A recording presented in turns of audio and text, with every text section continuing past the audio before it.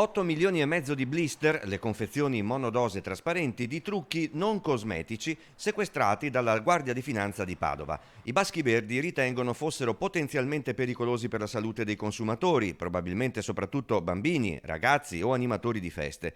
I trucchi erano in vendita all'ingrosso in una ditta con sede nel centro ingrosso Cina di Corso Stati Uniti. La società viene ritenuta una leader locale nel settore dei prodotti per la cura della persona. La merce è stata sequestrata perché non riportava le indicazioni minime utili al consumatore per valutare o prevenire i rischi derivanti da un uso normale del prodotto contenuto e previste dal codice del consumo. Merce priva di qualsiasi etichetta con le informazioni base, nome del prodotto, importatore, presenza di allergeni o di altre sostanze pericolose, modalità di smaltimento. Nel dettaglio sono stati ritirati dal mercato per la confisca e la successiva distruzione blister contenenti pigmenti prodotti da decorazione e unghie finte pronti per la vendita.